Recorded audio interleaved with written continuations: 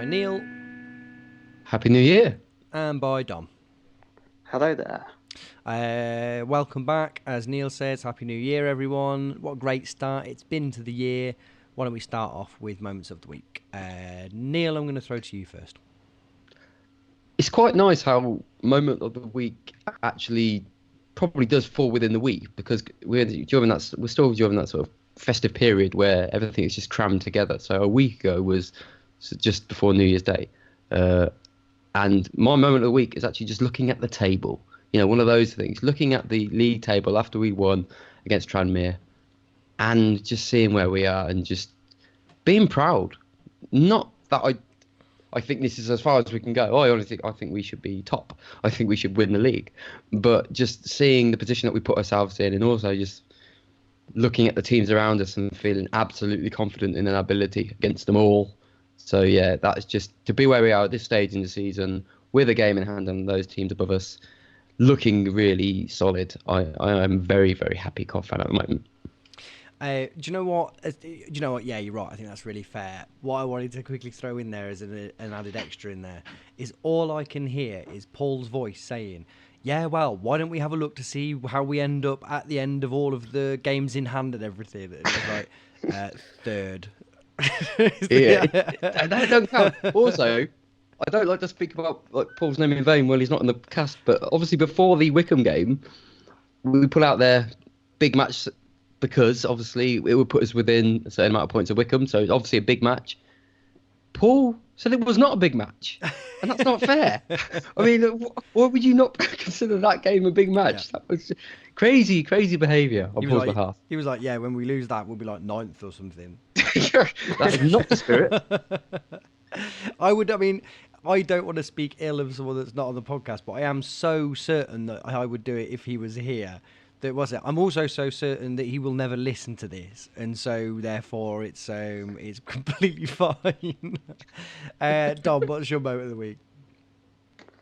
Oh, I suppose just getting that away weird thing off our back, just winning a game away from home in the league, and it's sort of really following on from Neil's point. It just makes we feel a lot more confident about what we might be able to do for the rest of the season. That it seems to have gotten off our back, and you're not thinking when we take a lead at the moment, although past two games have sort of been quite end-to-end kind of nervy affairs at times, that would definitely going to balls it up. That sort of last 10 minutes injury time thing, we're definitely going to see the goal in an away game.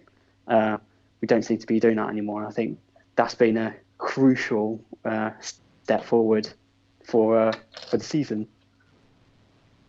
Yeah, I would completely agree. I want to quickly round things off just by saying, because we're going to get onto this in a second, but I just thought I really, really loved that goal against Grimsby, I think it was, in the season that we went up, where we win the ball back and very quickly recycle it to Doyle, I think, who hoofs it forward. And then I think it's McNulty rolls it into Johnson Clark-Harris. Like, it's a really ruthless, quick counter-attack. Like, a really, And I just thought the fourth against Wickham, the really good one, the third, wasn't it? Yeah, was it the third? Westbrook's long ball, Shipley's knocked down, and Godden stabbing it in from sort of 20 yards or whatever. You just think, that's so hard to play against. That's so hard to play against. Didn't we? It was so quick and so ruthless. That I love a first-time finish. Over the recent years, there's certain things in football that even though you've been watching it for a million years, you only sort of come to realise, and that there's been a number of different players recently. Vardy does it fantastically well, where you think, if you're a striker, why wouldn't you just hit it first time? The keeper's so off balance and so not ready for it. It gives you such a massive advantage, way more above the ability to sort of get it down and control it. But you've got to be really good, haven't you? I just thought, as soon as he left his boot, you were like, that's so smart to just fucking whack that from here rather than trying to get too close to it. And yeah, I just loved that goal. I just thought that was, you were like, okay, you look confident now. That's good. That's really, really good. Actually, was that the fourth? I thought was that his fourth. hat trick? I'm confused. We're winning 4-1 so often recently. I just can't remember. Because it's McCallum gets the first. Yeah. And then it's McCallum, Godden, Penn, and then yeah. There we go. Yeah. So yeah, great New Year all round. Neil, you're going to talk about that game in a bit more detail, which doesn't fill me with confidence given the given the run up to it. Let's see how well you can do. I'm just very excited about all the goals, but no, I do remember it. I remember the start. McCallum, who I will just put this out there straight away, had his best game for the club that day. I just thought whether he knew people were watching or something, I don't know. It just seemed to be a bit more sort of hype around him. All the talk about people being interested and all that sort of stuff, but he started fantastically with that goal. Just nudging it onto his right foot and curling it round out of nowhere. Just really set us up. And I don't think we're a team that necessarily needs kind of a goal to get us going, because I think I've said it a million times and it's now my catchphrase, but I think we are superior in matches. But I think that goal, if anything, just consolidated our mindset that we were going to run that match. And he had a great start, and it was a great goal, and really just got us going. And then madly, they scored Akinfenwa, and it was just a typical Akinfenwa goal where you could see it coming. It was a really tame kind of ball straight through the centre, and he is just too strong. And if you don't play him right, he's just going to hold you off. And that's all he did with McFadzean. I don't know how you deal with that other than maybe just getting in the way and making him foul you. In the end, he tried to beat him for power, and he just blundered his way through and ended up passing it in a la Leon Clark against Preston, where you just kind of one-on-one with the keeper and you can't really miss. So that was a bit of a pain in the arse when that happened, because we'd started really well. But, what did we do? We went back up the other end and got ourselves a penalty through really shoddy play by their left back, or right back, sorry, who just not entirely sure what he was doing all game long. He just, McCallum had the run of him. But he just, the ball came to him. It wasn't a worse back pass. I think it was getting to the keeper, but he just panicked, jabbed out his leg, took out McCallum, who for some odd reason was all the way up there, and we got a penalty immediately. And then, Godden stepping up, and that's like, this was his first goal in however many months, 3 months I think it was, or something, since his injury. So it was a lot of pressure on him. He stepped up and he put it away really well. And what I loved, and I kind of loved, and I'm starting to hate it a little bit, and I don't know how I feel about this, but we are becoming the kings of the bastard celebration, where we just seem to line up all players, goaded on by Shipley, may I say, who is becoming quite a git to most people. But I always just stand there and really belligerently just line up against the opposition fans and doing the best of riling them up. And I say I hate it and love it because I kind of hate it. It's like, well, there's no need to be like that all the time, only if you deserve it, because a lot of the time we just do it for the sake of it. But by the same measure, I hate all football fans, so we deserve it. So I think it's quite fine if they want to give it a bit of grief. But yeah, that was quite a fun celebration, and we went back to 2-1. I should add in there that the Shipley, what you're talking about there, very much my type of bastard. So I'm delighted to see all this shithousery. I think there's a big part of what Michael Doyle's big appeal is to me, is that kind of antagonism doesn't go to waste. I think that it genuinely is destructive to other people. I think that actually the more angry you can get someone, I think there's a sort of a narrative that says, don't rile them up or whatever. But I actually think, no, that's exactly what you should do. They become emotional and it causes them to think wrong and everything. For no reason at all. They're like, suddenly this guy is giving me grief as if I've been giving him, we're 3 minutes in, mate. Leave me alone. But also, I thought he had this sort of celebration sorted where he just does a whole wipe of the shirt. He's changing it up now. He's stood like an army soldier, and the next thing I know, he's doing this sort of weird gangster dance, and it's like, okay, he's just doing whatever he can to piss people off. It's brilliant. I love it. Fair play to him. But he is the ringleader. He very much. Everyone else is just doing their own thing. It's like, no. We've got some people to annoy here, guys. Let's go and have a look. Good on him. So that was 2-1. And then just before I thought we dominated. I mean, the stats show it.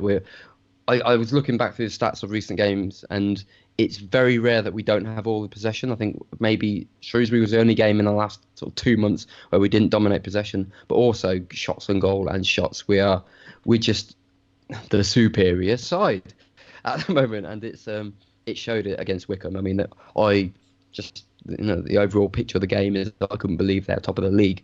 I mean, they could have been having a bad day, which obviously they did, but I just thought we looked so much more in control, and 2-1 didn't really do sort of the first half justice. So when we actually then went on and got the third goal, which I think it was Rose who kind of Rose or Walsh potentially slotted the ball over the top. Shipley will claim to have got a touch, but if he'd got a touch, I think it would have been offside. So we'll say he didn't. Godden got onto the end of it and then showed a striker who just scored a goal and was feeling good about himself, nudged it round the keeper and put it into the net. And what I should say is Shipley actually had a very similar chance earlier on, maybe 10 minutes before that, where he was in a similar position. He took it around the keeper, but obviously being left-footed, didn't really fancy taking on the shot. And he got a real rollicking from Robbins for that, and who suddenly realised actually probably not the best idea to give one of our best players a major rollicking, and he kind of changed his tune soon afterwards. But we had plenty of chances to get 3 or 4 in that first half, and we actually went in 3-1 up, which was just what we deserved. I thought we were absolutely superb that first half, and we looked really, really, really strong. Then came the second half, which again I just thought I didn't ever feel like they had anything to trouble us. We somehow stumbled across a formation which I don't think anybody could have predicted early on in the season, and there's always a lot of grief given to a manager if they play one up front or do what we're doing. And it's very odd how we just seem to have all the right players at the moment to fit that formation, where we were struggling, we didn't know what centre-backs to play, so why not play them all?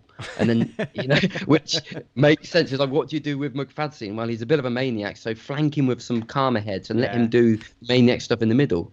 That works. He seems to revel in that role. Yeah, even I'm warming to McFadzean at the moment. I think he's been, over the last month, he's been a million times better than he has been previously.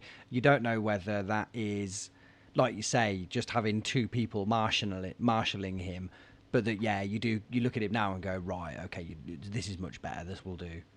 And it complements each other, I think. So like I say, it could be them marshalling him, but also I think they do enjoy knowing that they've got him there to sweep up, and he's still a bit mad, isn't he? And we'll go into it's crazy decisions, bad touches, all that sort of stuff. But it just makes more sense where he isn't the only one around, where you're not just relying on him. You've got the other 2 just to kind of sort things out, and it makes us so sturdy. But then you always wonder, well, if you've done that, are you sacrificing going forward? And what you really rely on are 2 genuine wing backs, and we've got them. But Darbo will get as far forward as you need him to, and he's got the engine to get back. And McCallum, fair play to him. I mean, what was it, a few weeks ago we came on, everybody said Mason first choice for left back, and there's no real reason actually even now why we'd say, well, Mason doesn't deserve to be playing there, because every time he's played he's looked good. But McCallum's stood up, he's shown what an engine he's got. He's now fully fledged left wing back, and he's just grown in confidence, and that position is his, and he's not just going for the motions anymore. He is actually a real threat for us on the left hand side. And then as you move into the midfield, the next thing is like, well, why are we playing 2 defensive midfielders as well? It kind of feels, I always thought, you just have one, you do Kelly or you do Walsh, and you then play around them. But again, it just adds that layer of protection, and what we seem to be doing is kind of rotating those 2 at the moment. So if one sits, you've got Liam Walsh moving on, and oddly, I think it was against Wickham, where actually Kelly was more further forward. It might have been the game before that actually, but he was having plenty more shots than he usually does. So that's a nice flexibility. And then the final piece of the jigsaw, which makes no sense when you look at all the players we've got. Why not put Westbrook and Shipley, the 2 most unfashionable players that we've got, behind our striker? And those 2 have a real working together. They understand each other, and they may be unfashionable. And I've totally made that up. I say they're unfashionable because you've got Callum O'Hare, who's really funky, and you've got what's his name, Jamie Allen, who's just come in, and he's obviously the big inverted commas signing. But those 2 work together, and I don't think we've lost, have we, when they've been in the team or started? I think that's that. Which unfashionable is such a good word for it as well. There's nothing. Imagine if at the start of the season you'd have told us now, over the Christmas period, it's going to be Matt Godden up front, with Zane Westbrook and Jordan Shipley behind. You'd be like, what, are we relegated already or what? What happened? Have we got into admin again or something? You'd just be like, I can't see that. They'd be like, no, we don't lose when them two are in the side. You'd be like, what? Yeah. But yeah, it's one of them things. It was a little bit like when we used to play Raider Johnson at left back, and you'd be like, "Is he good?" You'd be like, "Well, not really, no." And you'd be like, "Well, does it work?" You'd be like, "Yeah, of course it works." don't ask me how, but yeah, it's just fine. Just don't question it too much. But that's almost the thing, and I love that, because so much of football is about the nuance and the dynamics which you can't really put your finger on, and they don't make any sense. And yet, you look at that team, and if you put that team out on Football Manager, you'd be like, this is so fucking defensive. What's going on? And then you look at it in real life, and you've got Shipley linking up with McCallum on the left, and Godden and Westbrook, and Liam Walsh getting forward. And you've got all these little patterns going on. And then you've got Westbrook doing the same on the right with Darbo, and you've got Liam Kelly pushing forward. And yet we still seem so sturdy at the back. And it's not something I think anybody could ever conjure up as a system. I don't think you'd ever think, let's do this. But somehow, piece by piece, it's starting to come together, and there will be games where it doesn't work, and we know that. We can't. Players dip out of form, certain factors come into play, and we will lose playing this formation.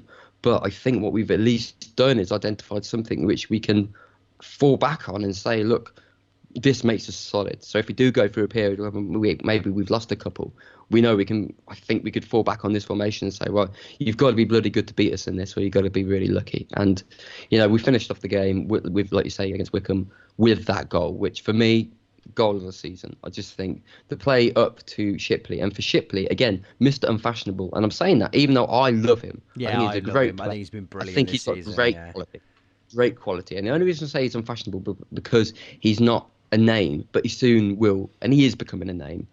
People recognise him now. He's also meant to be kind of our bit part utility player, isn't he? Yeah. So does anyone still know what his first choice position on the pitch is?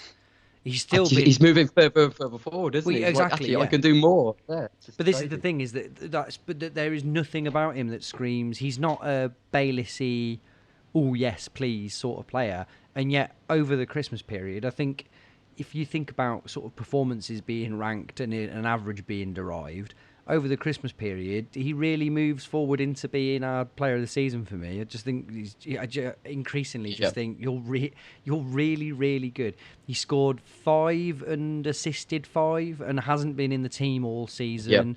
Yep. I don't know. I just think there comes a point where you just have to go, maybe you're really good. Maybe. I think we're there, aren't we? Yeah, we're there. Yeah. I've just been really pleased. But the other thing, and it's a weird thing, isn't it? But this shouldn't matter. But you get the impression he's just a lovely lad as well. He always seems to be doing stuff with the family zone, and that there's all them pictures of him sort of being out and about and talking to Cov.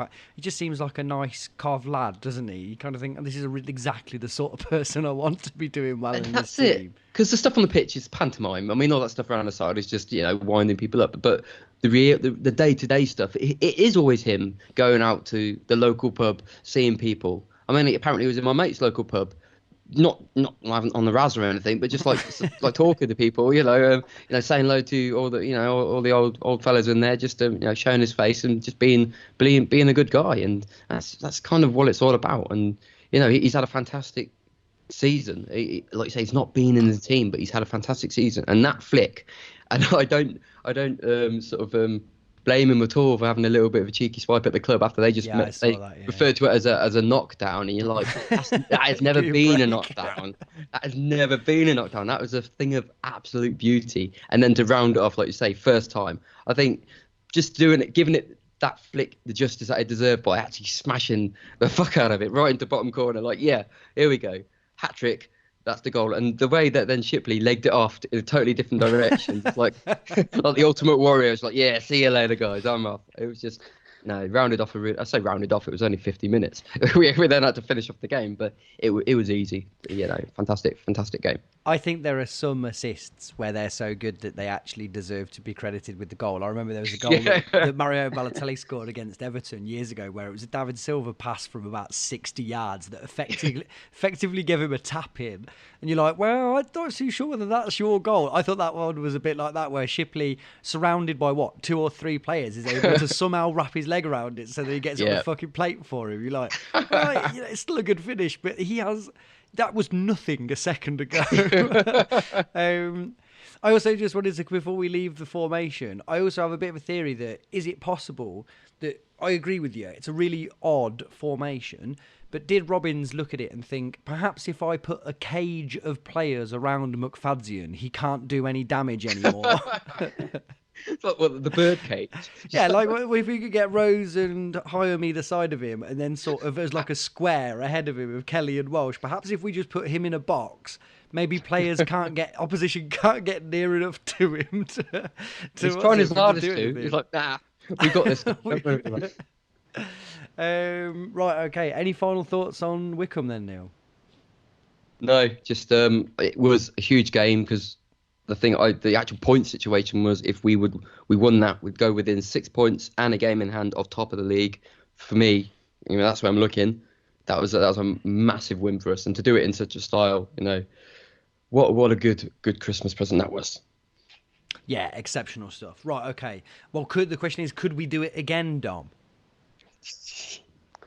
Well, we went to Tranmere, which was possibly one of the worst pitches I can remember Coventry playing on. I spent half time with that game trying to figure out why it was just so bad. Because when the pitch at the Rico was bad, it was because of the rugby, and I was like, don't just have Tranmere playing there? How can a pitch get that bad from football every other week? But actually looks up, they have like Liverpool's reserves and Liverpool's women's team playing there, so getting some damage. Wow, okay. And they don't have a groundsman. What? They have, I think they have like a part-time groundsman. What? So they just leave it like the park? Yeah, basically, seemingly.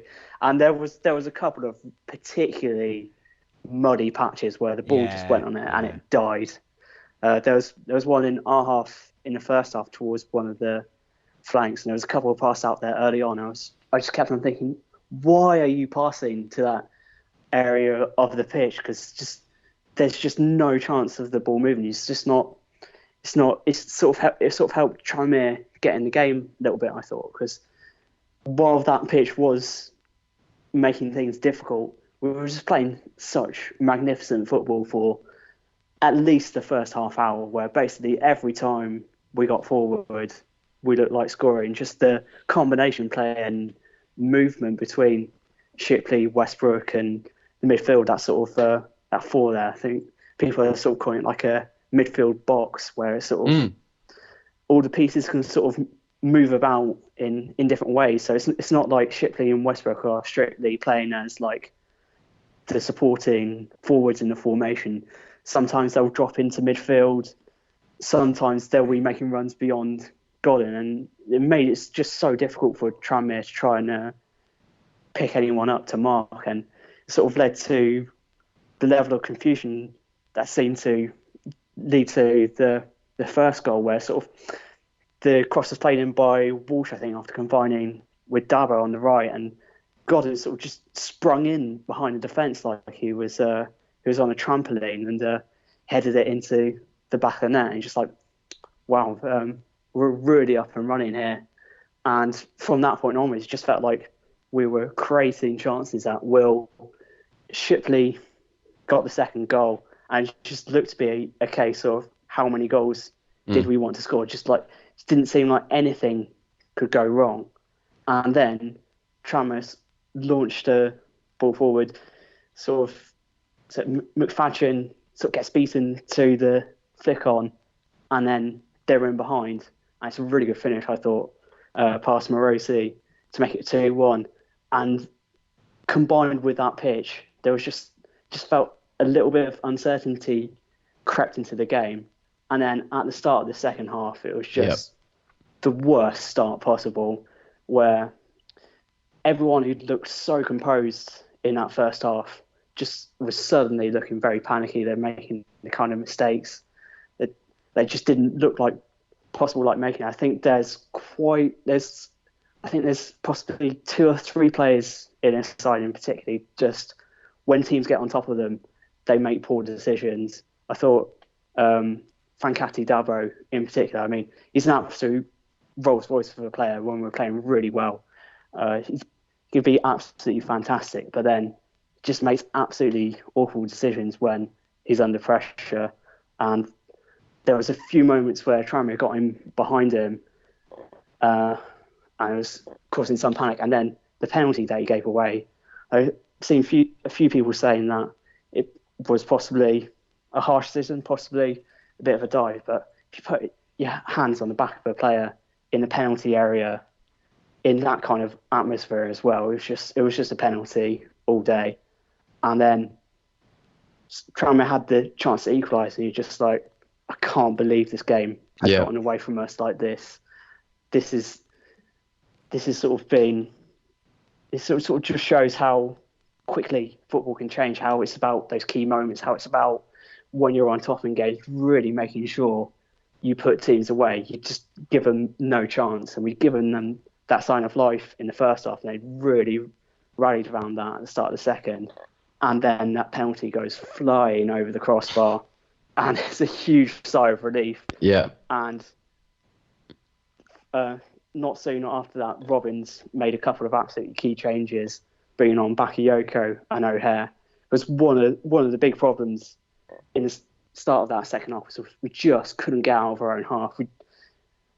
As fantastic as that interplay between Shipley, Godden, Westbrook and the midfield can be, there isn't that obvious ball out over top or to someone big and physical to relieve pressure if someone's on top of us. And we needed the two of them. Bakayoko in particular, I thought, was just really diligent in what he did. He made himself a bit of a nuisance. He got onto the end of long balls.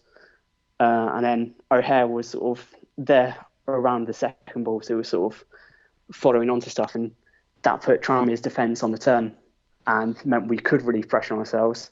And then not soon after those changes, we play a ball perfectly into that patch of mud which had been giving us problems in the first half, and it dies, and it gives Bakayoko just enough time and space to play a ball into the penalty area for Godden.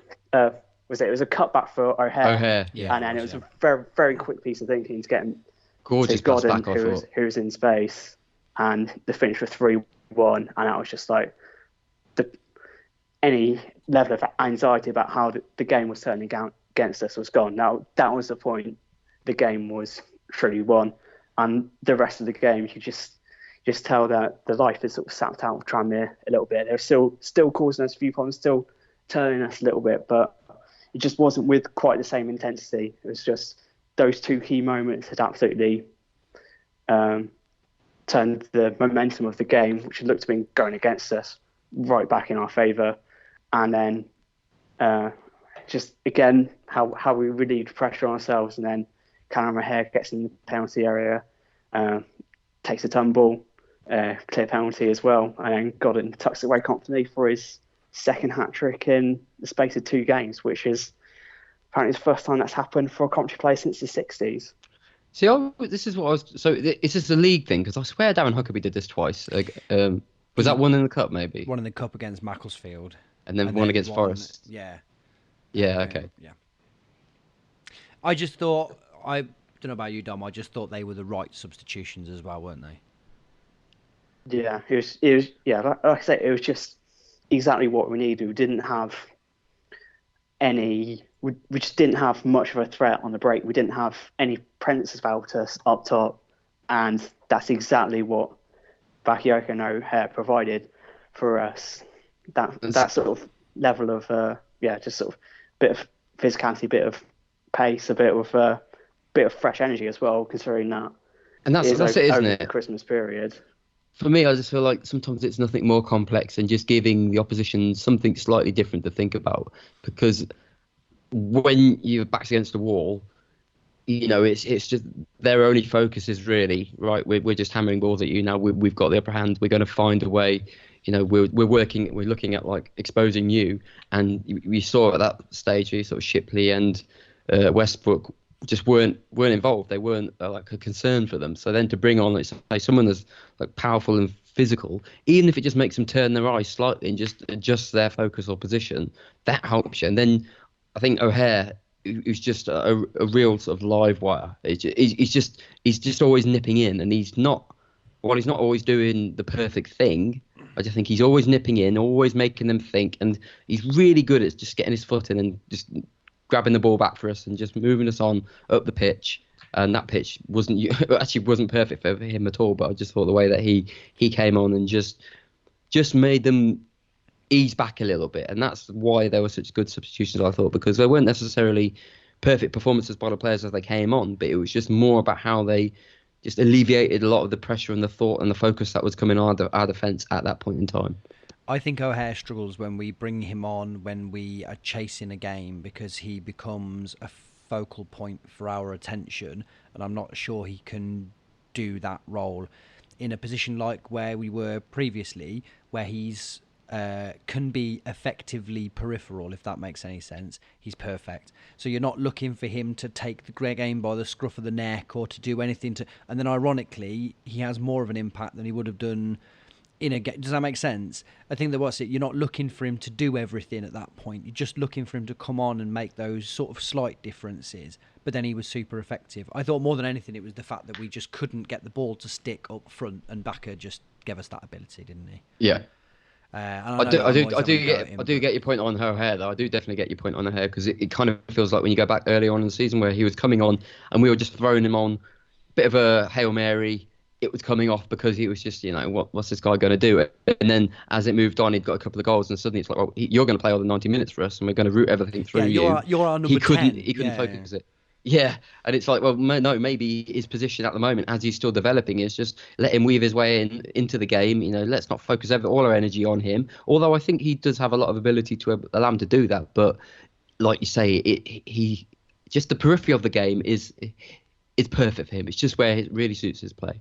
Yeah, find a pocket of space. Come on with a sort of nominal remit of kind of get in there where you can, as opposed to, right, you sit in the hole and make passes and do whatever. It kind of just find where the space is in the game and just do that and be fine. But I thought he did well when he came on. Lots of people stood up over the Christmas period that I think made a massive difference to us. Obviously, Godden's goals was huge, but like we say, is actually you got sort of Bakayoko coming on and having more of an impact off the bench. You got McFadzean being better, O'Hare being better. It was a nice collective effort, really, from people, wasn't it? That kind of everybody that was called upon really stood up and was counted. Yeah, and the other two, I'd say, just in the midfield, Kelly and Walsh as a combo. Walsh, especially, I'm really liking the look of him. Just I wasn't entirely sure who he was, what his kind of game was, but ever since that goal, the Messi goal, you start to see more and more of that, just him moving the ball on with his, that little spark of life that he's got about him, and the kind of the acceleration, which is really, really quite meaningful. I didn't expect it from him as a player. I thought he was just this kind of considered player who would, control the pace of the game, but actually he controls the pace of the game in a very different way. It's actually him driving on, moving the ball forward. Kelly will sit and watch it happen. And yeah, I think those two in the middle have I didn't think we could play those two together. I thought we were always looking to have one sitting and then other more creative players, but actually it turns out Walsh is actually pretty creative. You'll have to forgive me because my concentration, I'm very tired tonight. We haven't talked about how abysmal that penalty was, have we? No, we have not. Dom, can you give us a few lines on their penalty, please? It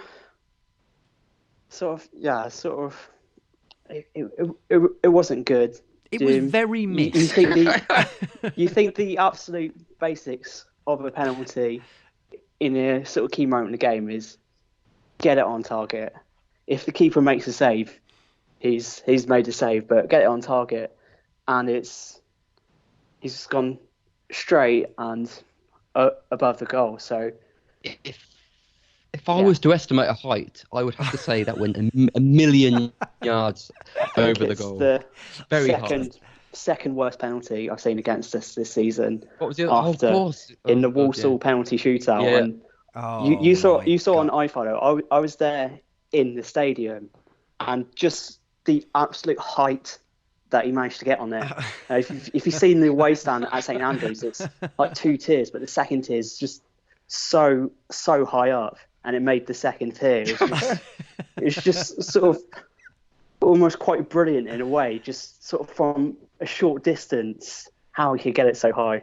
How can you be that out of control of your body? Just like, you were trying to hit it there. You're a professional footballer, and you have scooped it up there. It's the football. Pass it. It's the football equivalent of trying to pot a pool ball really hard and it flying off the table, isn't it? The desire to just hit it really hard completely overwhelms all of the other eventualities. And just kind of eventually, oh no, I really should have thought about that one. They all see David Beckham against Argentina, don't they? That really skimmed across the surface one, and nobody's that good. That shootout against Walsall, was that the one where there were 2 consecutive cursed penalties? Was it McFadzean also either immediately before or immediately afterwards? I can't even remember the very nature of it. Just remember there being 2 penalties back to back where you thought, wow, this is a really low standard of penalties. Right, okay. Dom, anything else on Tranmere? No, that's it. That's all there is on Tranmere.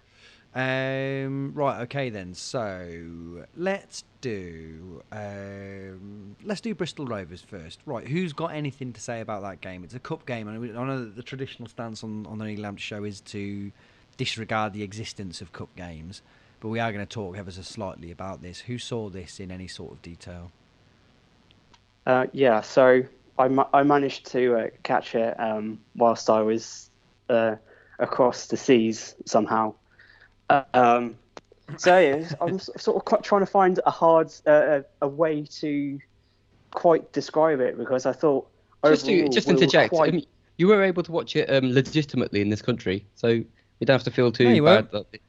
No, you weren't. Yeah, it's fine. Was it Bet365? You can watch on there. All good. Oh, you're kidding me! I didn't know that. Yeah, well, you need an account, but yeah, it was on there. So I was sweating this week. I wasn't waiting for the Rosses to turn up. I was safe. Right, well, that's new. Thanks, Neil. Thanks to Sorry, you, guys. 3 days too late or whatever it is. But yeah, great. Yeah, Dom, carry on. Sorry. Yeah, because I thought overall in the game we were really good. Like for large sections of it, it was sort of the best bits of sort of the most recent performances where you got that movement, that control, we're creating good chances. But then we just conceded just 2 absolutely sloppy goals, and you just can't expect to win games by conceding 2 goals like that. So in the end, it's sort of quite a fortunate draw considering sort of the slapstick. Not quite slapstick. It's definitely the penalty, which is just an absolute sort of textbook example of how you don't want to play out from the back. There's sort of multiple passes under pressure. Morosi's not standing in his goal. Walsh sort of has a chance to turn and sort of get us out, but he plays a slightly hard pass to McFadzean who can't control it, and he's sort of left with no option but to smash the man down to the floor. Yes. So it was almost quite hard to pinpoint whether there was any one individual at fault for that. It was just like the absolute adherence to we must play out from the back at all costs, which, I mean, has obviously been quite a big part for our success this season, that we're able to draw teams on us a little bit. And perhaps that's why we look quite good going forward, because we're creating that space further up the pitch. But yeah, that was very poor. And then just after scoring, just to concede from a set piece, I thought it was a really good delivery from the Bristol Rovers player Liam Turcombe, but just poor marking. And I do think it's a bit of an issue that Morosi doesn't rarely ever comes off his line for set pieces to try and claim them.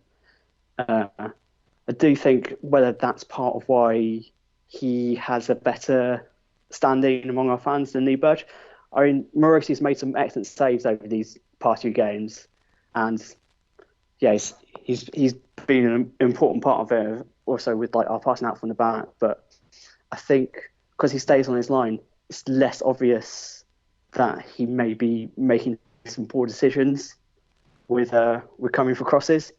That's sort of my reservation about Morosi. But yeah, just a sloppy goal, and then very good goal from Liam Walsh, who was the man of the match for that game, just absolutely controlling affairs, I thought, and speeding things up when we needed to.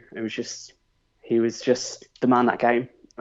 Just absolutely outstanding. So some positives was just so frustrating, and there's still that little bit of a soft underbelly to us, as we saw against Tranmere as well. Lovely stuff. Right, okay. So, shall we move on to previewing? Yep. We've got... Who have we got next? MK Dons. MK Dons at home, of course. What can we expect from them, Dom? Yeah, so it's been quite an interesting season for them. They came up from League Two last season under Paul Tisdale. They started relatively well, and then all of their strikers got injured, and they went on a 12-game winless run in the league, and that saw the end for Tisdale. I think someone who a lot of people regard as a good manager, and I think is a good manager, but does tend to be incredibly cautious at times, and it doesn't help when you have no one in your team to put the ball in net. So he's sort of a victim of circumstances, but I think it also kind of exposed some flaws in his managerial style. And then MK Dons took quite a big gamble in replacing Tisdale with Russell Martin, who started the season as a centre-back for them. It's just been promoted straight up. Seemingly someone, person in charge, Pete Winkleman, has just taken a shine to Russell Martin, and helped by getting those strikers back and fit. MK Dons are starting to climb the table and gather a bit of momentum. They just look a much more positive side at the moment, and they've been scoring a fair few goals. In terms of who to look out for, they've got Joe Mason up front, who for a long time has been a pretty solid championship striker without ever being particularly prolific. And you always wonder with those players when they drop down to League One, is it because they're not that good a player, or is it because they just sort of need to find a level? And that looks to be the case. He's sort of scored quite freely since getting back to fitness this season. He's basically spent the past 2 years out injured. So it's been quite impressive how he's come back. And they've also got Reece Hiddy's got a really impressive goals to minutes ratio. If you're interested in that kind of thing, he's their top scorer on 6 goals, and he's averaging about a goal every 90 minutes he plays. Sort of another sort of intelligent forward like Joe Mason, got a little bit more pace on him, and seems to be quite a good finisher as well. And then even further behind, they've got Sam Nombe coming through their academy, and it's got Kieran Agar sitting in reserve, who's sort of that older Geordie Haruda figure who's just almost nailed on for double figures every season, despite never totally looking convincing at times. But yeah, he gets the goals, and as a fourth choice striker option, that's pretty good depth to have, and sort of underlines why MK Dons have been able to recover so quickly. Got a lot of good sort of technical midfielders and defenders, so they can really keep hold of the ball. But the biggest change that Russell Martin has made has just been making sure they get the ball forward more quickly. So their defensive midfielder, Jordan Houghton, just been playing a lot more diagonal passes in behind, and that's given them much more of a goal threat, and they look in a very good position to not just stay up, but probably finish in mid-table. So it's going to be quite a tough game for us, I reckon, because they're still down there. They still need a few results to completely take the pressure off in that relegation battle they're in. But so they'll be looking to attack this game, I would imagine. Do you want to do a prediction for old time's sake? I don't do those anymore. Good. I'm just here to sit back and enjoy football these days. Lovely old job. Right, anyone else got anything else they want to plug or say before we go home? Shall we just have a quick nod to, I know we don't do the cup, but the weird old draw that's just happened. Yes, good point. That's a very good where point, yeah. we are at home to, if we get through, we will be at home to Birmingham. That's going to be mad, isn't it? How's that going to work? We get the home end. Yeah. I think like it's just going to be rife with Birmingham fans in the home end, isn't it? That's how I see it going. But I don't know. Was quite keen on the idea of us going out of the cup before that was the draw. Now I just think it might even be better because then we wouldn't have to do all of that. So yeah, am I alone in that? By the way, I think it's silly to want to go out of the cup, but I also just think how many more games do we really need? I just miss the league every time we're not playing in the league at the moment. I mean, if it was a big old game, if we'd gone to Spurs away or something, and I get to go to that stadium, I would be well up for it. But just every time we play in the cup, I'm just thinking, can't I just have 3 points, please? That's my mindset this year is so league heavy, and it's unusual for me because I'm usually about just momentum, winning games left, right, and centre. But I can't focus on anything other than the league this year. 3 points means more than anything. If we were in the Championship at this point and we were 12th, then I'd be like, oh, let's have a good cup run and that'd be fun and that's going to keep the season interesting. But I sort of think we can't let it drop that we shouldn't be in League One. We use an argument to say that the Championship is below where we should be aiming for, but at least it's actually recognisable as football at that point. Yeah. And I just think until we're back up there, we really shouldn't be messing about with anything else. I love that. Yes, exactly. No, people have forgotten. People are, League One now is our level. No, it's not supposed to be our level. It's just because we've all accepted it. Look at the size of our club. I know. Realistically, look at the size of us. It's just people are like, but you'd feel different if you drew a Prem team, and you'd be like, well, I still think we are a Prem team. Really, it should be that like Tranmere are like, well, we've got Cov in the cup. You'd be like, yeah, that's the natural order of things. Not like you know what the worst is when our players leave and they go, I can't wait to move to a big team. Barnsley are just shut up. Come on, what are you on about? You were alive 8 years ago as well. Behave yourself. Right, okay. Anything else? No, I'm good. No, let's finish off there then. Right, thank you very much, Dom. Yeah, it's good to be on the show as always. And thank you, Neil. Thank you very much. And thank you, listener. Bye.